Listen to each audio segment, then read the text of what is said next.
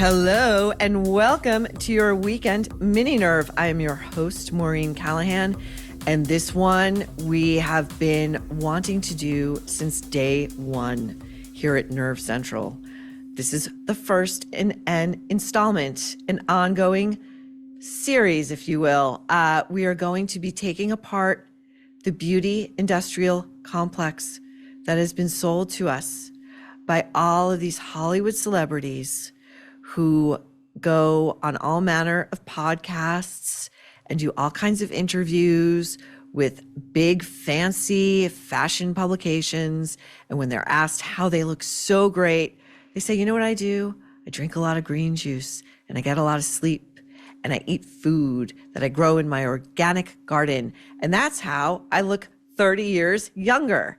So it's not true, okay? It's not true. They're all going to the dermatologist and the cosmetic surgeon and they're getting work done and they're lying to you about it, okay? Joining us today to help separate fact from fiction is Dr. Anthony Youn. Now, Dr. Youn is a board-certified plastic surgeon, an award-winning author, and an anti-aging expert. He is joining us from Troy, Michigan, where he has his own private practice, Youn Plastic Surgery. He's also the host of the Dr. Youn Show and the author of Younger for Life, as well as In Stitches, a memoir about becoming a doctor. He's going to join us as we look at subject number one for consideration, Mandy Moore, who has gone viral over the past week. She showed up on a red carpet looking unrecognizable. We're looking at her right now. Like a few weeks ago, she's 41, compared to Mandy Moore in 2019 at 35 years old. Dr. Youn, what has Mandy Moore had done to her face? Because she looks almost like a completely different person. Yeah, I think, we're going to be talking about a lot of different celebrities here. And Mandy Moore is one actually where I think this is just weight loss. I don't think she's had anything obvious cosmetically, but we are seeing a lot of people who lose weight. We don't, obviously there's a lot of ways for people to lose weight nowadays, and it does change how your face looks. And so for Mandy, that's what I'm seeing is I'm seeing some normal aging combined probably with some recent weight loss. It looks like sudden weight loss though, right? Like it's the kind of weight loss where somebody's face dramatically changes because it's not gradual. Rebel Wilson had a very similar kind of weight loss where her entire face changed and it looked like it was the sudden interventions of perhaps a GLP-1. I thought the same thing when I saw Mandy, but I also thought the weight loss is making some of her features look harsher. Like her teeth suddenly looked too big for her face. So yeah, what happens when you lose weight is we do have fat in our face, and fat is a component of our soft tissues combined with skin and muscle. Well, obviously the skin and the muscle won't necessarily change much with weight loss, but the fat does. And so you basically get a thinner, more gaunt looking face. And when you lose fat in the face, that can impact how your other features look as well. And I really think that's pretty much all we're seeing. Yes, definitely rapid weight loss may cause that change to be more obvious because it can happen in such a short period of time. But my bet is that we'll see her coming out in public in a few months, and she's probably going to look a little more like the Mandy Moore that we're used to. I bet you that this is something where maybe she lost a little weight. Maybe she got sick recently. Who knows? Maybe it could be a GLP-1. But that's very kind of you. But I think if she had gotten sick, we would have heard about it. I think it's a GLP-1. I think it's acting faster than she thought. And what you said, we'll see her in about three months coming back looking better because she's going to go get some filler. This is what's going on, right? There's an increased demand for filler and things like that because people are losing weight so quickly that it's changing the features of their face. And actually what people are now, because there's a lot of filler fatigue right now. People are afraid of filler because of some recent studies. Yeah, recent studies showing that it may last a bit longer than we initially believed. A lot of people are actually going back to just regular fat. There's something I've been doing for 20 years where you take fat from the thighs or the hips, purify it, and then inject that into the face. That's a more natural way to do it as well. And you have much less risk of that kind of filler fatigue, overly plumped, odd look. Isn't it up to the doctor though? Like if a patient comes in and says, fill me back up, to say, listen, You're retaining, because my understanding from my own dermatologist who gives me filler is the more you do it, actually your body learns to retain more of it. So you actually need fewer and fewer appointments because your body really does habituate to it. And it builds up with time. Some of the fillers that we believe last 1 to 2 years on average can in some patients last many, many years. And that's what I think, what happens is people get a little bit, they like it, they get a little bit more, they get a little bit more, and eventually they get carried away. This is something Courtney Cox actually admitted to a couple of years ago. Yes. She started liking what she saw initially, and then she started not really realizing a lot of these changes that were happening over and over again until she got so far away from what she started with. It's like, oh, wow, I don't even recognize myself anymore. Dr. Youn, can we speak for a moment about Courtney Cox and Jennifer Aniston? Because we're now seeing a new kind of face. And this face has a very elongated mouth. Now, the mean, as I understand it, just aesthetically, is that the way nature works, a symmetrical face or a pleasing face, the ends of the mouth, the ends of the lips line up with the center of the pupil, right? So there's a symmetry there. Yeah, and what we're seeing now instead are these mouths that are stretched out where the lip begins ending at the end of the actual eye, where the outer part of the eye, and it looks extremely unnatural. It seems to me that Jennifer Aniston and Courtney Cox have both had that lower facelift where they only lift the bottom portion, which does not take into account the entire musculature of the face. And you can't, my understanding is, once that's done, you cannot reverse it. So I think that the facelifts are a possibility, but really to get the mouth wider from facelifts, it has to be more than one. And typically the people who truly have the wide mouths post facelift, that's going to be probably 3 facelifts or more. So I doubt in their situation it's from actual facelift surgery, but what we have been seeing that definitely with is filler. So when you inject filler into the lips, initially the lips have been deflated, and when you plump it up, like a sausage that you basically plump up, it's going to lengthen. And so I do believe that with Courtney specifically, that is what we have seen over the years, is that, whether she's had a facelift or not, that I'm not sure of. She looks like it. I mean, we're looking at women who are 55, close to 60, whose faces are extremely tight. They have no signs of jowling, of any of the things that nobody gets out alive without, unless you're doing some interventions, right? Yeah.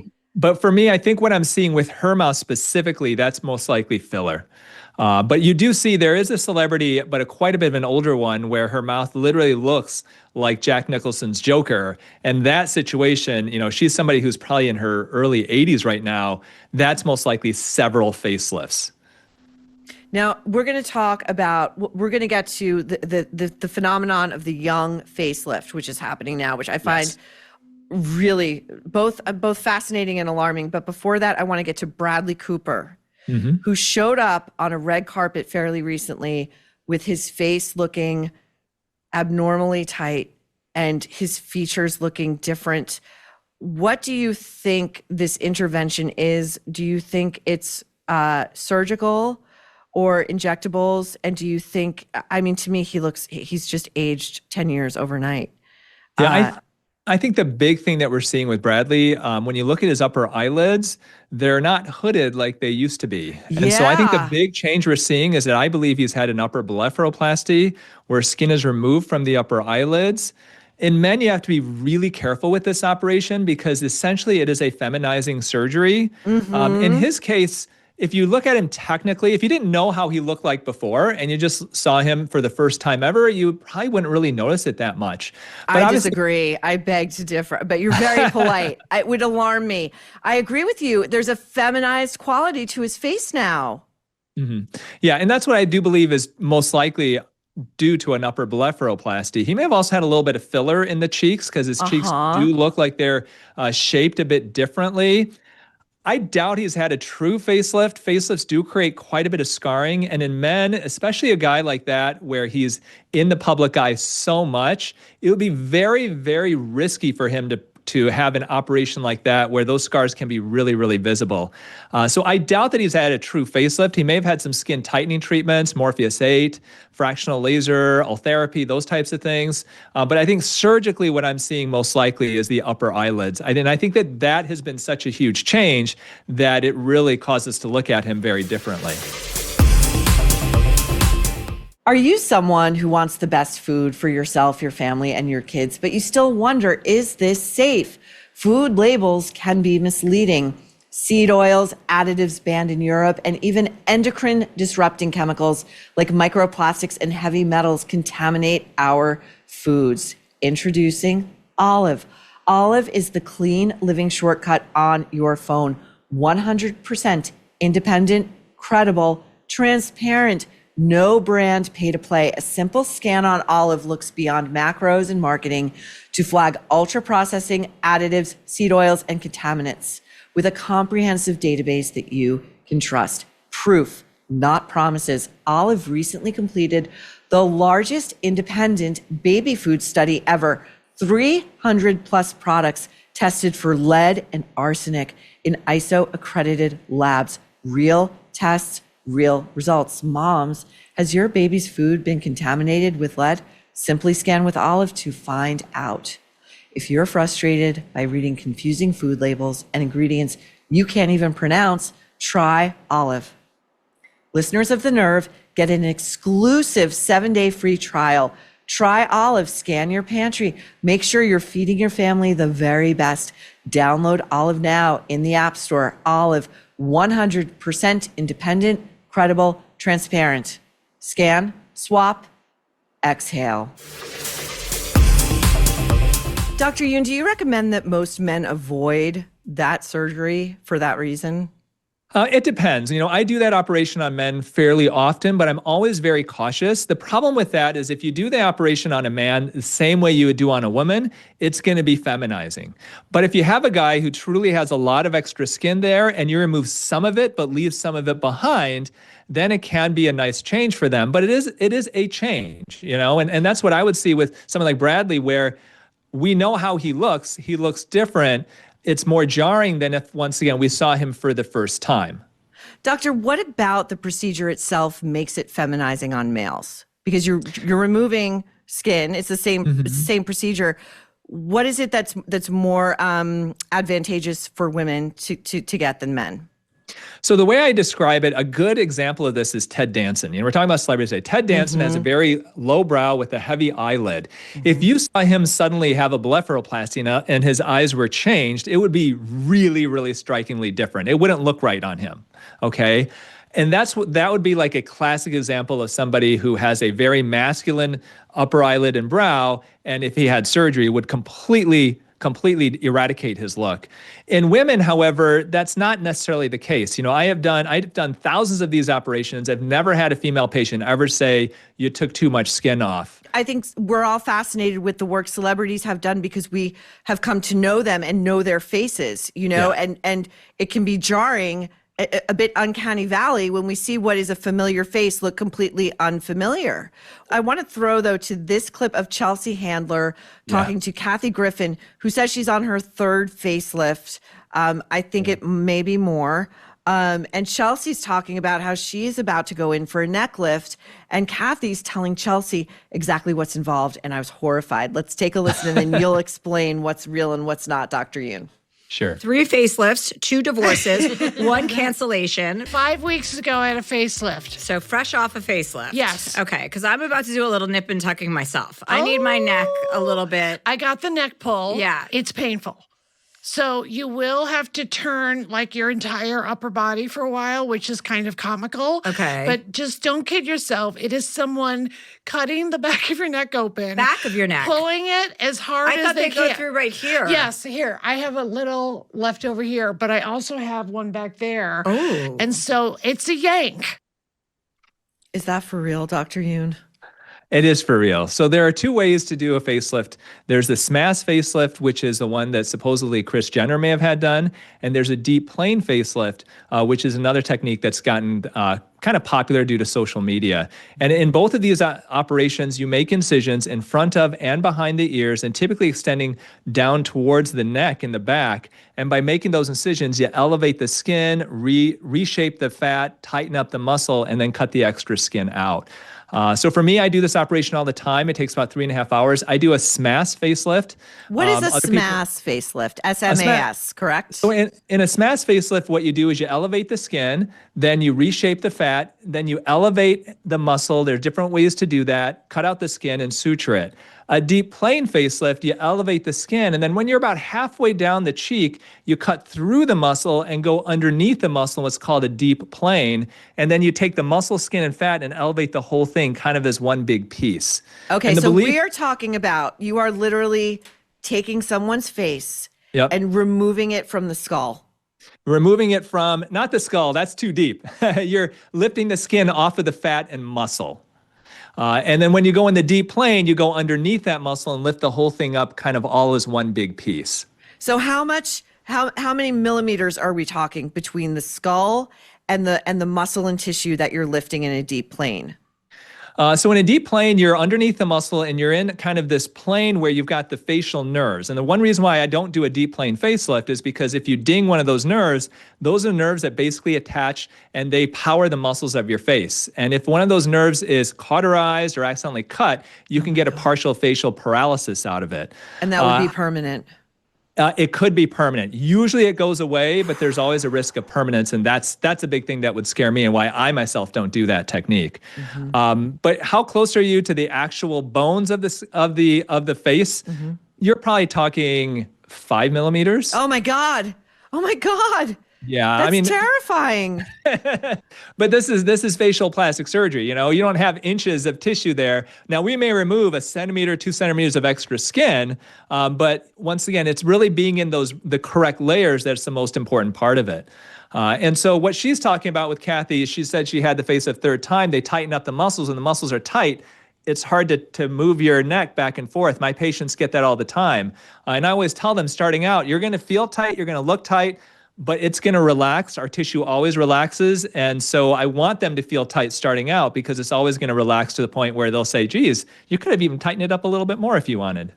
So you make an incision that down the center of the back of the neck to get that neck tightened?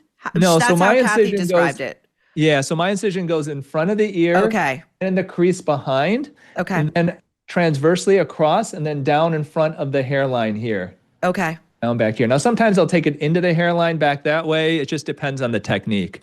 But that's where they're talking about with the neck is basically right in front of where your hairline is. That allows the hair to kind of fall down over it. Cover it. Yeah. Okay. So I want to talk about this new trend of younger actresses, some of whom are like 35 years old, beginning to get their first facelift. The Emma Stones of the world, she looks like she's had a facelift. Anne Hathaway, her face looks extremely tight and waxy.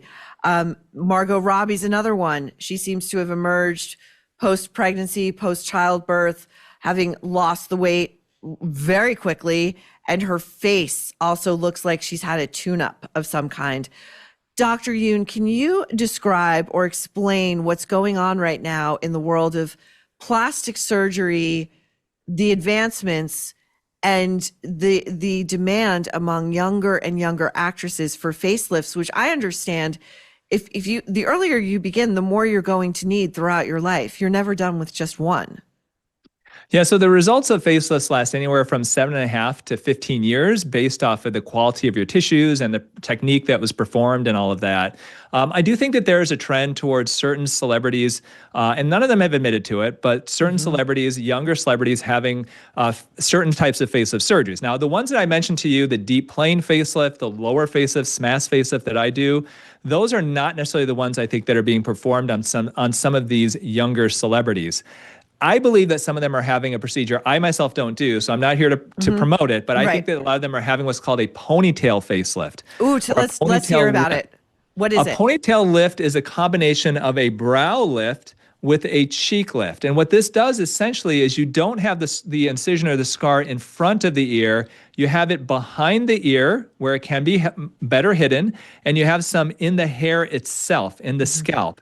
And in this operation, what you do is you have to use special fiber optic scopes, and you essentially dissect underneath all the tissues right on top of the bone. You can go all the way to the middle of the neck, and then they also will dissect from ear to ear on top of the cranium. And they will take suspension sutures where they go literally all the way across from one side of the ear to the other. That will pull everything up and together. And essentially what you get is you get this elevation of the eyebrows and the cheeks all in one operation. This is a long operation. It is very invasive. How long does it take and how invasive is it?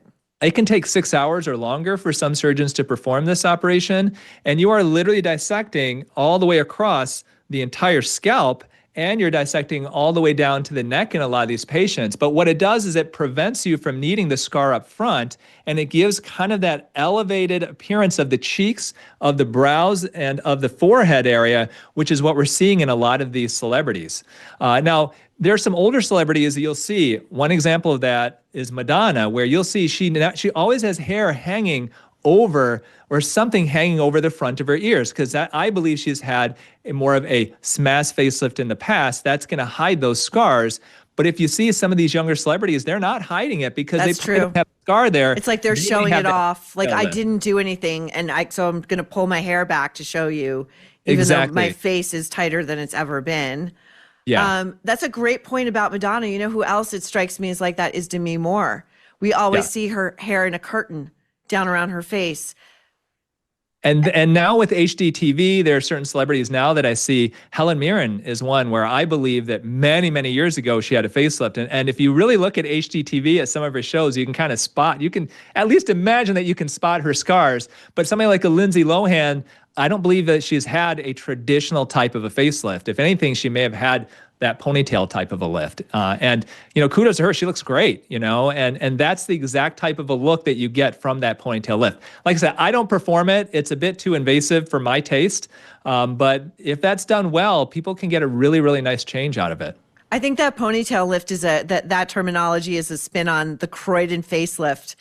Croydon's where Kate Moss is from. And the idea that like the women who couldn't afford it would just pull their hair into a tight ponytail to bring and there are clips up that you can use back in the neck and lower face that I do think some celebrities are doing that as well, because you can't spot that. And just so when clips. they go out in public, oh yeah, literally clips. like what kind of clips, Dr. Youn? Like metal clips? Like what are they made out of? It's tapes and clips that you can use that will it's tapes combined with the clips that will basically pull the neck tighter.